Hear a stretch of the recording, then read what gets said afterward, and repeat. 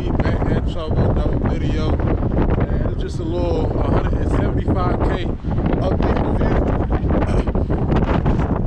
Go and get a walk around first. Yeah, I wish I had that truck leave anyway. Appreciate you, baby. I'll get a walk around with the view. The view of the mountains in the background. So, but yeah, I'm gonna just be talking about my experience over the past 2 years. I know it's a little windy up here, or a lot windy, so I hope I'm talking just loud enough for y'all, but I'm gonna go ahead and just talk to y'all about my experience and shit. You feel me? It's a little dusty, you know, I just washed it, but she still look clean, not gonna lie. I like this view right here. This view right here looking good. Yeah, so let's go ahead and get into the video. Make sure y'all like, subscribe, share it to a friend. And I'm not crying, it's just that motherfucking wind just hit me for real. So yeah, let me go and hop in the car so I can really talk to y'all in the wind now. Distraction, you know what I mean? Y'all see it, 175,716 miles. A lot of miles for real, not gonna lie. Good amount of miles. We got the car at, I believe, 152K about 2 years ago. So on average, I really done put, you know, 10 to 13K per year, which is the average. I believe the average driver drives like 10 to 15K per year. But this car has been great to me, not gonna lie.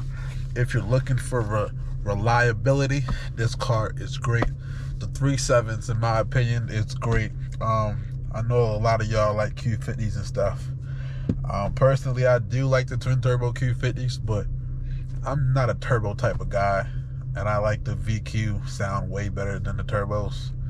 Another thing is the 3.0 is less reliable than these, so that's one off. Start off right there. So if you aiming for a Q50, me personally, I do the 37 Q50 VQ, you know what I mean? But I'm gonna just go ahead and just talk about the things that I've had to deal with this car. As y'all seen in my last video, my heater hose broke to my washer fluid. My heater hose broke to my coolant. My car was overheating, came out of nowhere. That's just, you know, wear and tear type of thing that happened. The car getting old. This car is almost 14 years old, which is crazy. This is a 2010, yeah, and it's kind of crazy because it don't really look like a 2010. We asked me, what year is it, 2016, 2017? You know, people who don't really know about cars be asking and saying that, but yeah, it's a 2010, 13, 14 years old, and still really no problems. I have had a problem where my car cuts power.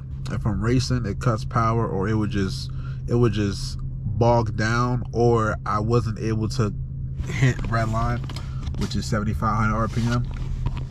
And that was because, that was my fault, honestly. I had short rim intakes in this car. Don't laugh at me, I don't give a fuck. The day I bought the car, the very next day, I bought short rim intakes for like $120. I didn't care about nothing. I just wanted the sound. I wanted to have intakes. I was running those intakes for like about a year, and then I put on a Megan Racing strut bar. So sadly, the strut bar was rubbing against the intakes, which was creating a hole, a real small pinch of a hole on the intakes. And y'all know the intakes is very important when it comes to airflow and the mass airflow sensors and all that. So my airflow was getting fucked up, my car was cutting power, and I didn't know what the problem was. Took it to a shop. They patched the intake hole. It was a very, very tiny hole. They patched it, and I was like, all right, cool, it's probably not gonna open up again, but it could open up again too. So it opened up again. I ended up taking off the whole intakes, and I put in the stock air boxes, the OEM intakes. So that's one. Another thing that I had to go through with this car, or I'm still going through it honestly, because I haven't fixed it. I haven't had the time to, but it's my power windows. They just stopped working a couple months ago.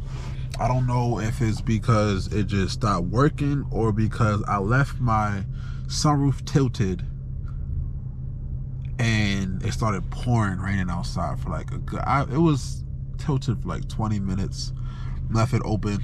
I guess rain got into it, a little bit of rain got into it, and my window stopped working. So y'all see this window?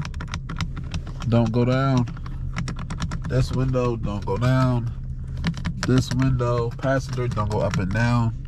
But my driver's side is the only window that works. I know this is kind of common when it comes to G's. I believe it's the master switch that needs to be replaced, which is a very, very expensive fix. Not gonna lie. I didn't really do too much research yet because I just haven't got into it, but I know it's a little bit expensive to get the part brand new, so I'm probably just gonna try to find the part on eBay or get the part at a junkyard and get it fixed. So I know the part, I believe, is like $400 to $600. Don't quote me on that, but I'm gonna go ahead and check before I post this video and yeah, let y'all know. But yeah, I believe it's like $400 to $600 on that, but I'm not paying for that. I'm gonna get a junkyard piece, used piece, or just find something new. If I have to, I will, but yeah, I'm gonna definitely do that. That's definitely on my list. So I don't know why. Even the white G37 that be on my channel, his car done the same thing. His car has been like this actually for over a year. That has been a common problem for his car, and his car is a little different because his car, it's like it works like out the blue, out of nowhere. All the windows will start working for a couple days, and the next thing you know, it don't work again. So yeah, his car is a little different, but it's still a similar problem when it comes to that. Lastly, I know y'all should be hearing this a lot, but stay on top of your oil. Stay on top of your oil changes. Make sure it's not leaking. Make sure it's not burning too fast. Make sure your oil is clean. You should not pull your little dipstick and your oil is pitch black. That is horrible.